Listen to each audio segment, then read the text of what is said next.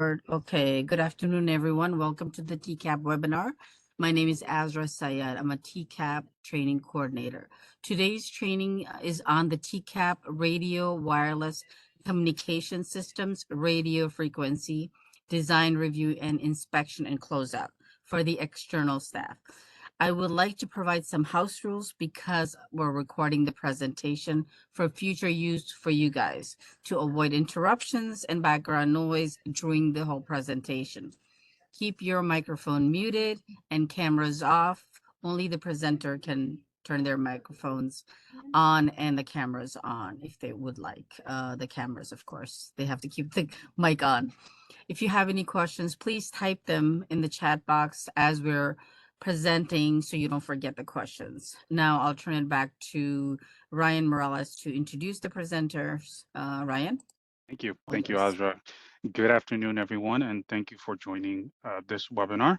Today we have a very special guest. You're all special guests, but our presenters are extremely special guests um, because of their background. We do these webinars directly with the experts so that you can ask them the questions that you would normally have during your design submittal, during your construction process, and what about your inspection process? How does it look like? So that's why we designed specifically these webinars by discipline. But first of all, to kick it off, um, let's walk a little bit back about this TCAP process, the tenant construction alteration process. It's used to manage alterations and new constructions within tenant leaseholds at Port Authority facilities and including compliance with local building and health codes and other applicable regulatory authorities. We have an imposition of a higher level of standards and additional Port Authority policy requirements such as sustainability, accessibilities, MWBEs, which you're all familiar with. What is our mission? Why are we doing this? We work collaboratively with you to accomplish projects of completion of projects as quickly as possible, while at the same time we maintain adherence to applicable building codes, regulations, and Port Authority policies, and then for the ultimate benefit of the traveling public and our commerce partners. That's what we do. That's what we're doing it. Before I present our presenters, I want to ask you all for something very, very short. Uh, we can tell our presenters that they're doing a fantastic job and they know it. 99% of the time, I'm still 100% sure they know they're doing a fantastic job, but we want to hear from you. And that's why we have this QR code that you see on the screen. There's a link, and then I believe I can put this in the chat box. Boom, there it is. There's another link in the chat box as well too, because we want to hear from you. We want to know how we're doing, how we can improve. What do you want to hear on the upcoming webinars? Is there something special that we can fix? Let us know how we're doing, or let our presenters know how they're doing as well. They do really appreciate the feedback. We do share everything you share with us. It is anonymous, it's 100% anonymous. So what you share with us, we share with our presenters, and we try to make it better for the next ones, okay? Our lineup today. So in order of presentation, we have Yevgenia Spiegel. She is a principal engineer. She's been working on radio systems for various facilities, joined the Port Authority in 2006. And prior to coming to the Port Authority, Yevgenia did a similar work for the MTA New York City Transit for 13 years. Before that, she was a telecommunications engineer in Russia. She has a master's degree in electrical engineering from City University of New York and is a professional engineer licensed in the state of New York. We also have James Biliotis, who is a senior engineer working on radio systems for 33 years, including 3 years with the Port Authority. Prior to that, Jim worked for 14 years as a consultant with consulting firms doing radio frequency design and 15 years with AT&T on both fixed and mobile radio systems.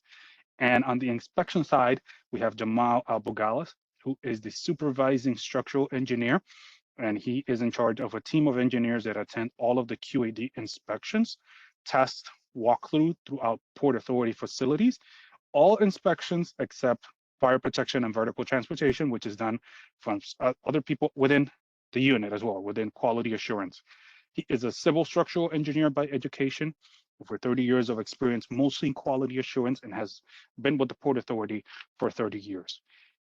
Without further ado, I'm going to let Yevgenia take it from here, and we will see you at the end of this presentation just to walk you through a little more and other details. So, Yevgenia? Good afternoon. Our radio review team pleased to present our approach to the radio frequency review of submittals under the tenant alteration applications projects. Who we are? So we are radio project review team and we are working in the Port Authority's engineering department. While we at times support the efforts of the Quality Assurance Division in the area of the radio frequency reviews, we work in the Engineering Architecture Design Division for the Chief Electrical Engineer, producing electronics and radio frequency system design for all Port Authority facilities. Our manager is Charles Clinton, Senior Principal Engineer for all electronics projects within Port Authority, including radio project. So our objective of our review is to ensure that the installation of radio communication systems or equipment or wireless system proposed by the tenants will not harmfully interfere with Port Authority's radio system in use by the Port Authority police, operations, and maintenance staff, and other first responders at the Port Authority facilities. Our objective also includes, where applicable, a review to verify that tenant radio systems comply with the maximum permissible RF human exposure limits. Such reviews are required to ensure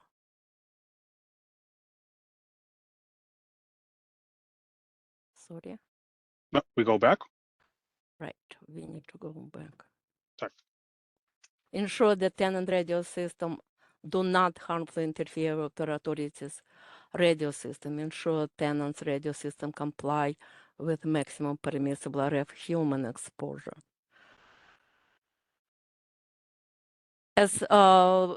As mentioned,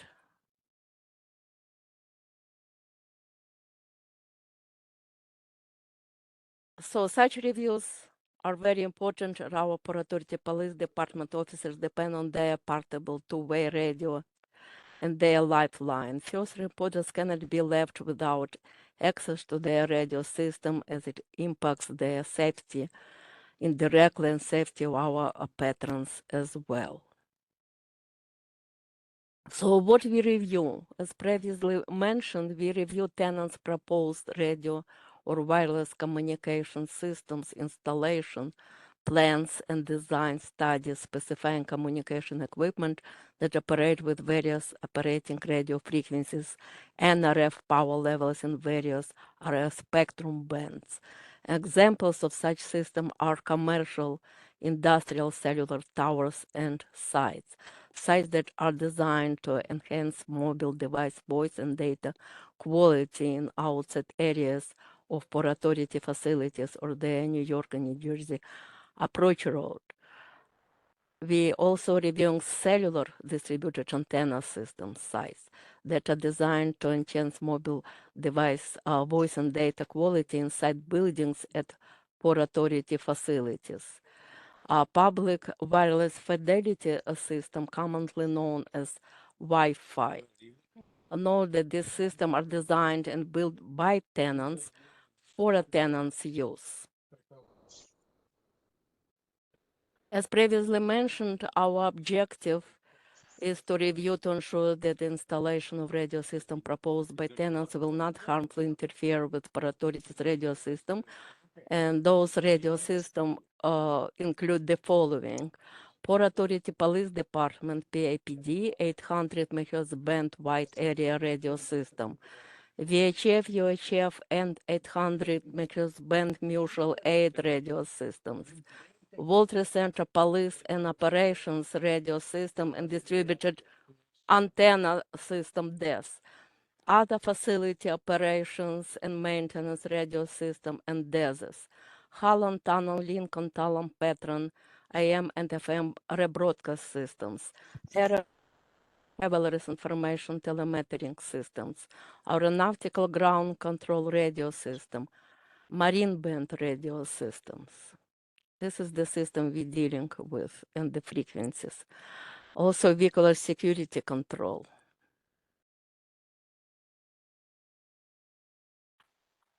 Submittals, we are looking for the commercial, industrial, cellular, and other tenants. The key submittals are RF coverage study, RF intermodulation study,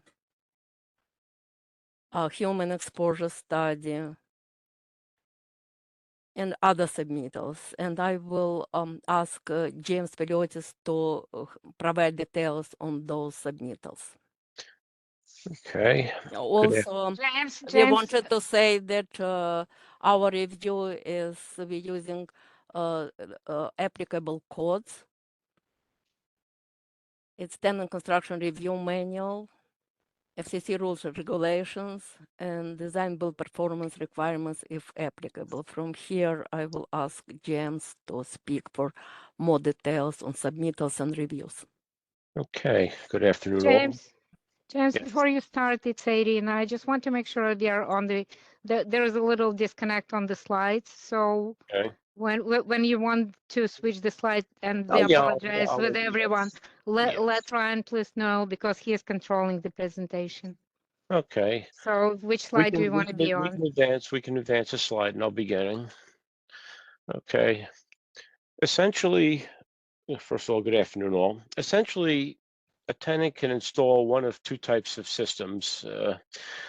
It could be basically a commercial wireless, otherwise known as cellular, PCS, 4G, 5G, as well as public Wi-Fi. The typical submittals required for such a system would first be they would have to abide by our requirement that for any 800 megahertz system, their signal level does not exceed a certain threshold. We call that minus 45 dBm. It's essentially a radiated RF power level that is measured with RF measurement devices. We hold them very strictly to that criteria so as not to cause interference to our Port Authority police radio systems. Another very important criteria is related to human exposure of against RF radiated emissions. FCC and OSHA mandated RF electromagnetic exposure limits, and this is achieved by reviewing desktop studies conducted during the design stage, as well as physical field tests performed prior to final system acceptance. RF electromagnetic energy is non-ionizing. It should not be confused with ionizing electromagnetic energy like ultraviolet, X, and gamma radiation, which can cause severe cellular damage to cellular structures in the body. Excessive RF exposure can, although lead to burns, the most severe instances, and lead to other health threats, including certain cancers under chronic exposure levels exceeding FCC OSHA limits. It should be noted that all wireless systems currently in operation at Port Authority facilities, as well as those being proposed, were designed to operate well below the previously mentioned limits for human exposure. And finally, we reviewed the design, and prior to final system setup, we witnessed testing of all commercial, industrial, cellular wireless systems to verify no adverse impact to any Port Authority wireless systems. And we also requires a submission, a letter of non-interference from all commercial operators operating within our facilities, which would stipulate immediate shutdown of their system upon, in the event of interference to Port Authority systems. So let's move to the next slide. Now we have also life safety, public safety, or what we call first responder systems. These are the systems that would be used by our police department, outside responders such as FDNY, NYPD, EMS, and even the federal agencies, DOD, FBI, Secret Service. Our DASs are designed here at the World Trade Center, especially to accommodate all these different first responders. And of course, in addition to what is required for the cellular folks, we require detailed design information, consisting of one-line diagrams showing all electrical feeds and distribution, Then the radio frequency design calculations, apparently how well these systems provide the coverage. We produce these, we have our consultants, our engineers of record produce these plots, using desktop tools such as IB-Wave, EDX Wireless, a multitude of software that can be used to predict the level of signal to make sure it complies with Port Authority standards for service. Design one-line diagrams, also providing information on redundancy and survivability of these first responder systems. If, for example, a room should suffer a catastrophic failure, power failure, fire, flood, the DAS can still be fed and supported from an alternate, diversely located room, maintaining system operation. Next, please. Next page, please. In addition, we also require, post-installation and as-built drawings. We need a record of all designs for all radio frequency systems installed at any Port Authority facility in the event of maintenance or of failure to facilitate the quick restoration and repair of any damaged systems. So operations and maintenance manuals are also very expensive, as this equipment is extremely sophisticated and many levels of operation, the detail involved in the operation of these systems. Next page. Here is an example of a heat map for RF safety and compliance.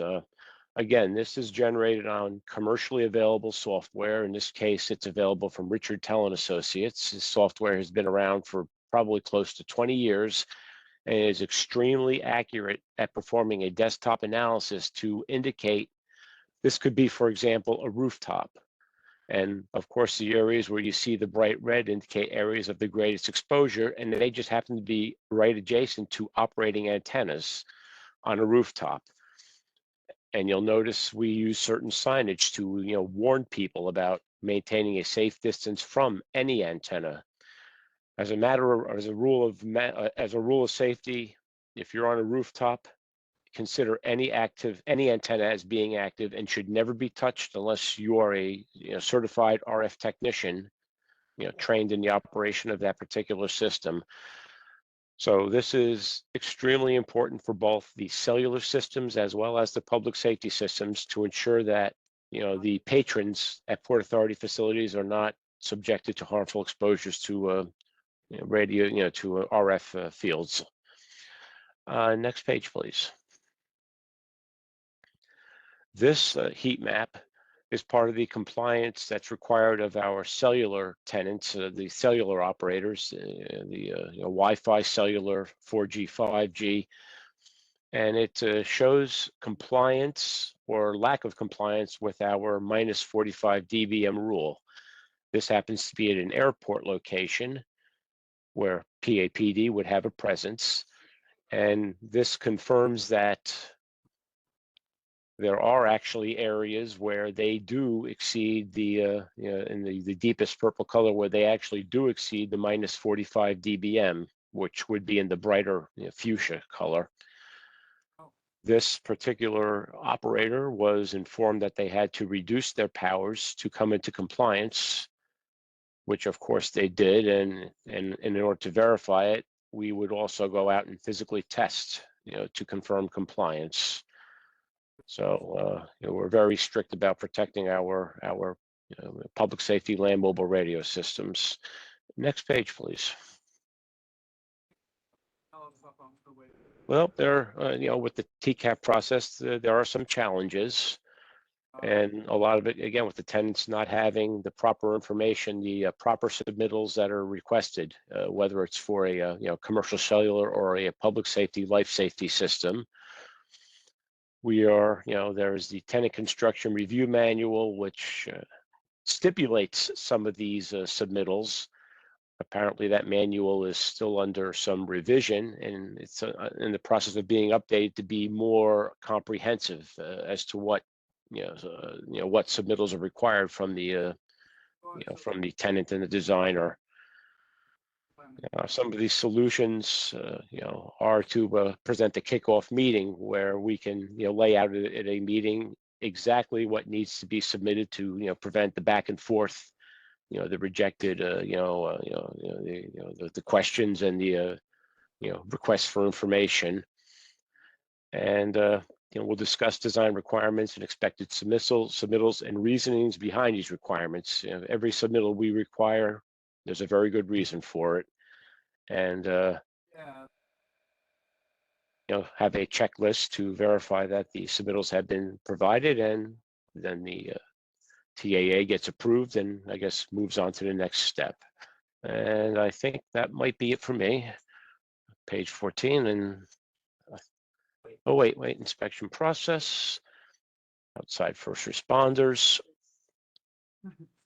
Again, for both systems, especially if it's a public safety and life safety system, it's not uncommon for engineering to witness a system acceptance test.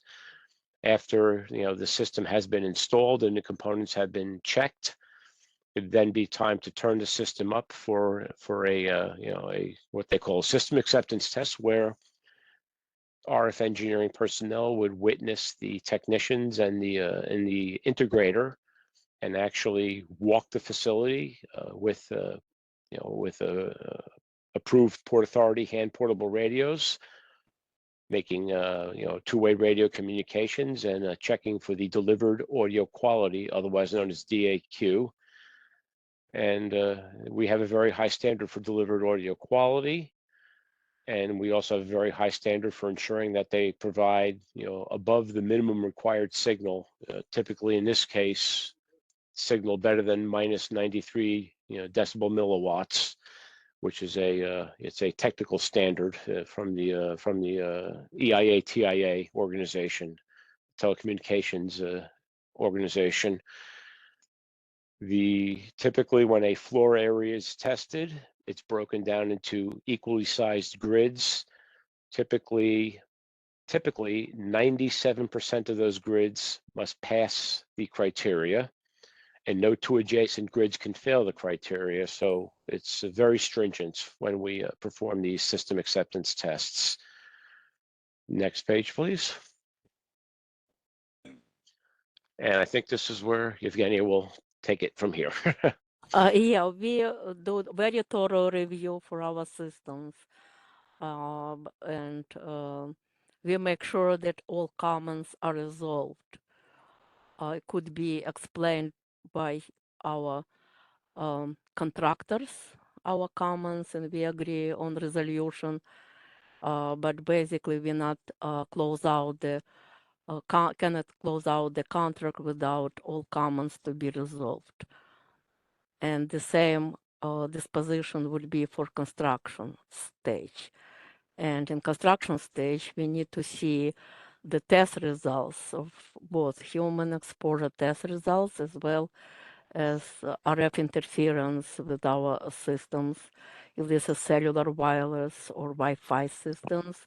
And for public safety, life safety system designed and installed by our tenants, we reviewing the required coverage, both RSSI and DAQ, and make sure that all areas are compliant with our requirements. Basically, we comply with industry standard requirements for 97% of area coverage and a minimum signal level of minus 93 dBm. And this concludes our presentation, and we will be glad to answer your questions. And how we see our key to success, we definitely want to be involved in kickoff meetings and at very beginning of the project to advise of our requirements and what submittals we're looking for and what is our design process. And also we would like to see the schedule of submittals. In this case, if we see schedule submittals early, we can identify what emitters are missing from the list. And also we will know later on what we reviewed and what is still open. It helps for our review. And also we prefer, if there is some misunderstanding, to resolve all our comments in the meeting, and we usually being very supported with tenant coordinators. If we need to discuss our comments with the team, design team, then we rely on our tenant coordinator to make sure we can talk to each other. Next slide. Before we hand it over to Jamal, and thank you, Evgenia and James, I just want to go ahead. There's a few questions for you guys. I see them in the chat and I could take Yep. them both. Okay, is this heat map only a requirement for the cellular operators? Yes, and actually to be more precise, only the 800 megahertz cellular operators. In some time, eventually that may even go away for them, but currently, as a matter, to err on the side of safety, we are only requiring the 800 megahertz cellular operators to limit to the minus 45 dBm. So hopefully that answers Ruben's question. And now from Rich T, is a minus 45 dBm max permissible RSI applicable to both indoor and outdoor systems? Yes, if they are on Port Authority property, we also deploy what are known as ODASs, outdoor DASs. A classic example would be the campus around the memorials, anywhere outdoors within the World Trade Center campus. That's considered an ODAS. And yes, that minus 45 would apply also. Yes, so hopefully, Rich, that answers your question. If it didn't answer the question, if you have any follow-up questions, feel free to unmute yourself and just ask the questions before we move to the inspection process.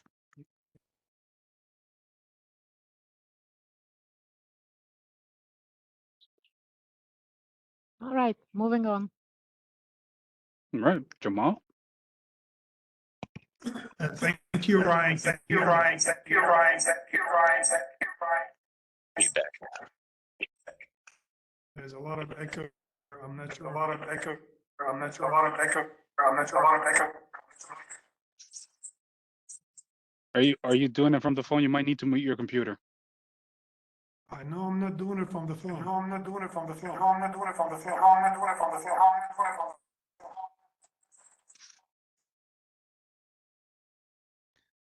Let me see.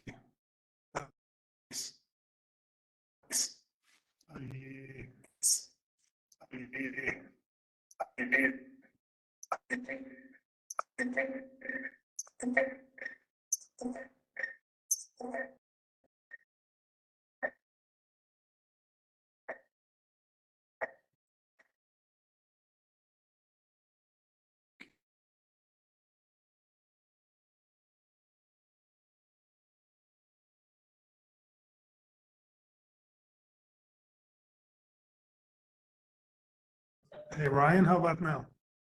Much better. There we go. Yeah, I think I had it open twice. That works. The first time didn't open, and I opened the second version, and I think both were open. They were into each other. Go for it. Anyway, everybody can hear me well? Yes, we can. Yes, we can. Thank you. Thank you. Let's get started so we can give some time for questions at the end. I will go through the inspection process. My name is Jamal Abgalis, as Ryan introduced me. I'm in the Quality Assurance Division, and we are charged with issuing a permit to occupy use. So we are equal to the having jurisdiction. Familiar with New York City, we like the DOB. So we had the inspections, and we let Virginia and her team handle the radio frequency element of the project, and we focus on the physical installations, such as the supports, conduit installations of any, fire stopping of rated walls, things of that nature, fireproofing if you damage any during the installation. So that's our focus. And this is going to be the focus of my presentation. And inspections is a term that is used for the person that actually conduct 100% of the inspection of the installation. And no one in the Port Authority performs inspections for TAAs. Inspections are performed by the engineer of record and their team, be it special inspectors or some employees of that company. And they are the one who perform anything that can be called inspections. And those inspections can be divided into many categories, such as the first and most important one, in my opinion, is the ongoing inspection, in which the engineer of record will make site visits frequently, unannounced, and will inspect the work that's being performed by the contractor, will do whatever test he needs to do to assure himself that his or her drawings are being followed, as well as all code-related items are being adhered to. Other inspections are performed right before occupancy, which is we call preliminary inspection, which in which case the engineer of record performed a site visit with an inspection specifically for the area being certified. And there are some partial inspections if in case with no occupancy, such as above ceiling or special tests, fire alarm or whatever. And there are partial inspections for phase occupancy when the work is being divided into different areas and it's being permitted separately. And of course, you have the final inspection with the PA and re-inspections if necessary. Next slide, please.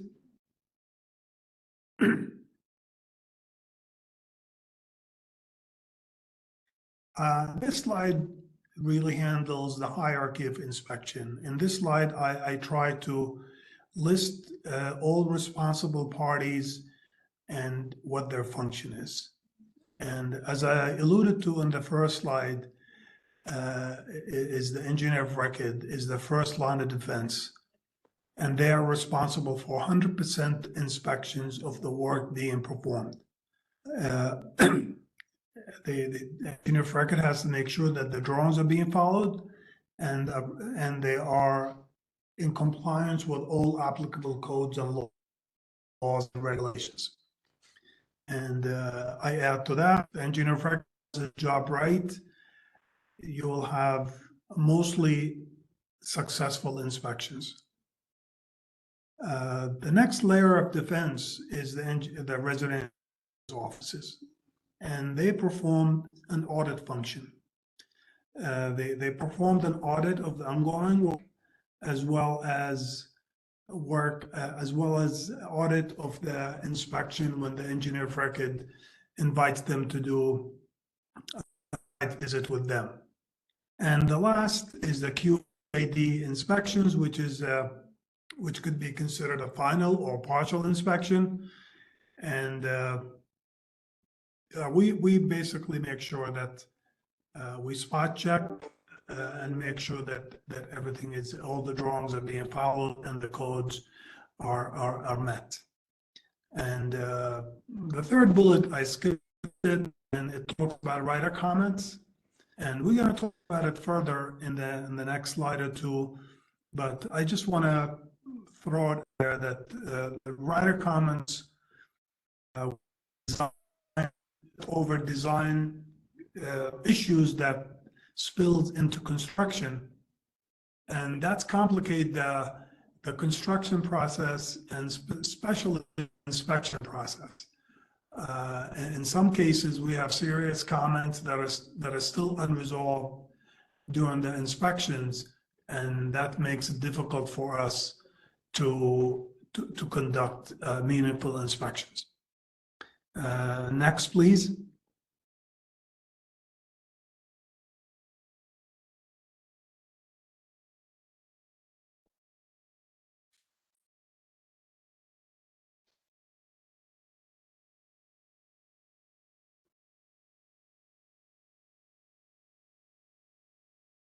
In this slide here, we have basically a list of documents, certifications, if you will, that the engineer of record and the tenants team is responsible to produce before any inspections. And I list them here.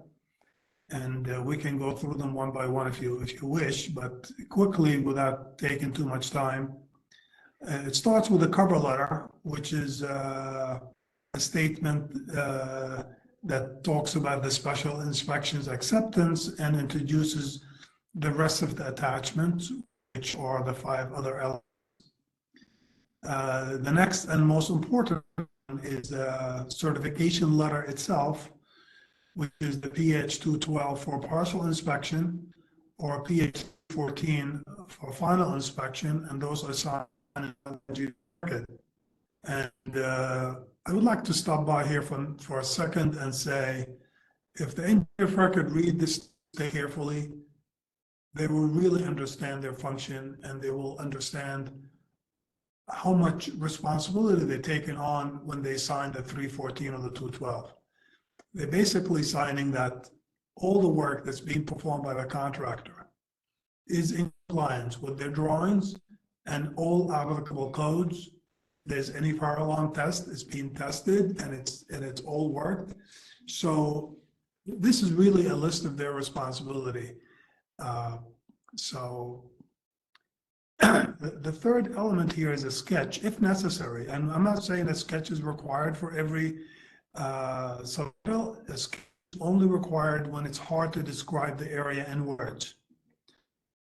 If you feel it's necessary to attach a sketch to describe the area being inspected or being certified, then the sketch must be signed and sealed by the engineer of record and must be uniquely numbered and dated, and must include the TAA number, and must also be referenced on the certification letter, which is the 212. Along those, you would also submit the special inspection checklist, which of special inspections, which is in camera 5. It's a complete package of special inspections and test reports. And last and not least is the record document, which is like an as-built drawing. Next, please.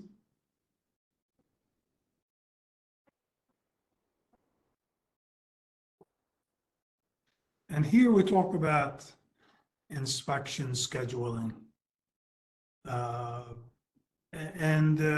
This is the slide that I saved for writer comments, which is which I start alluding to that it complicates our life. If there are any writer comments remain to be resolved during the final inspection, and I say it is the tenant coordinator. I hope that they would help the engineer record team to resolve those comments as soon as possible, shortly after the kickoff meeting, hopefully, if there's any. And we hope they will, send reminders, set up meetings if need be, if the engineer of record have issue with the writer comments and they don't understand it or they don't agree with it or whatever, tenant coordinator can set up a meeting with QAD to get those comments explained and identify what we look for. Once we get to the pre-construction meeting, then that responsibility it kind of switches over or shared with the resident engineer's office. So we hope that the resident engineer's office will continue that helping process to help the engineer of records team to resolve those design comments way before we get to the final inspections or partial inspections. We're not going to accept to attend any inspections with writer comments relate to the work being inspected and the resident engineer should not accept any request for inspections, and we're certainly not going to issue any permit with any writer comments outstanding. I think that's it about the writer comments. I don't want to, if there's any question, you guys can ask me later, but go to the next slide, Ryan. Inspection attendance. Who do we expect to attend the inspections? And that's been a subject for a lot of discussions lately. And I start by saying the engineer of record. The tenant can be there, of course, but I'm more interested in the person that prepared the drawings. That person that prepares the drawing, he should be present, and he should be ready to answer questions if necessary. And those questions, they may arise, and if they are resolved right there and then, they will eliminate the need to be documented and recorded and tracked and all of that. So that engineer of record should be somebody who's familiar with the project, not just anyone in the office. Should be hopefully one of the designers that's familiar with it and can answer questions about why the drawings are done that way and why things were built differently if they were. Another person who's important to the inspection process is a contractor. He should be prepared to conduct the required testings if necessary. The contractor should have the required tools, ladders, lifts, whatever it takes, keys, access to all rooms. And the tenants sometimes should be there because they might have to make announcement if there's a fire alarm tested. And so those are the team that and of course the Port Authority will bring their own team, and we'll conduct the inspections with all parties. Next slide, please. Okay, as I mentioned earlier, we leave the radio frequency elements of the projects to Virginia and her team and Chuck, and we focus on the physical installations, and those are the elements that we look for. First is we look for any conduits to be supported correctly, any equipment to be supported correctly, antennas and whatever. We make sure that it's not going to create hazards to the traveling public by falling or, another thing that we found common is the flat roofing. It's usually either chipped off to support some element of the system, and we noticed that they forget to patch it off. So that's one comment that we usually have. Also, the fire-rated construction, we noticed that sometimes some conduits penetrate through those walls or floors or ceilings or shafts. So we make sure that it is fire stopped as required based on the rating of that separation. The fire-rated construction, we study that, and we make sure that whatever there's a rated floor and it's penetrated, that it is fire stopped properly. If it's a wall or a shaft, we looked at it. If it's 1 hour, 2 hours, 4 hours, we make sure the fire stopping is in compliance with that. Electrical equipment, we make sure that it's labeled correctly, the right enclosure, it's grounded, so on and so forth. Next, please.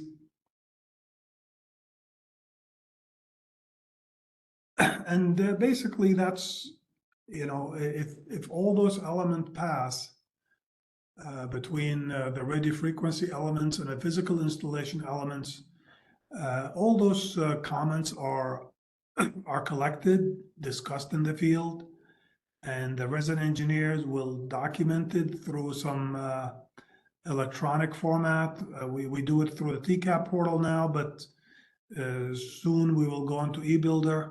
So That I'm sure you guys are getting the notices on that.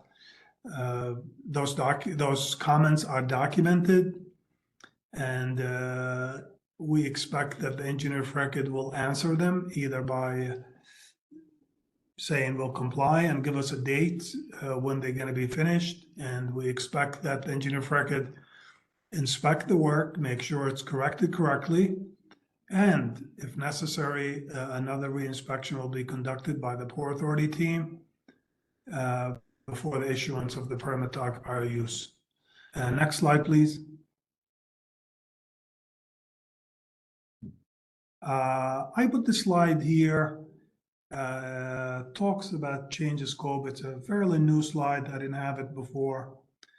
I did it because we notice, we get to the final inspection and we see that certain elements are different than the approved drawing.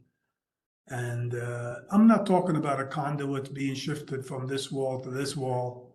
I'm talking about real major elements that that affects life safety and structural integrity of the project. Talking about, you know, walls being derated, dampers, whatever being installed.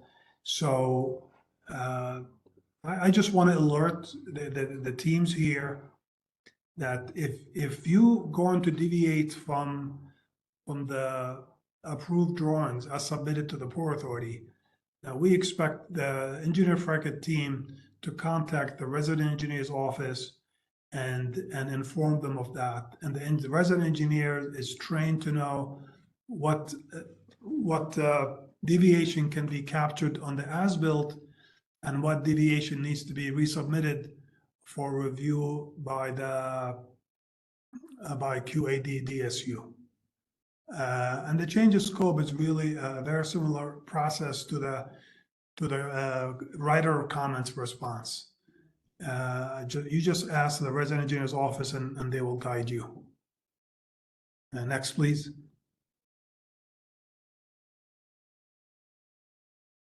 And that concludes my presentations. I hope that if anybody have a question that can answer me now or can ask me now or anytime later.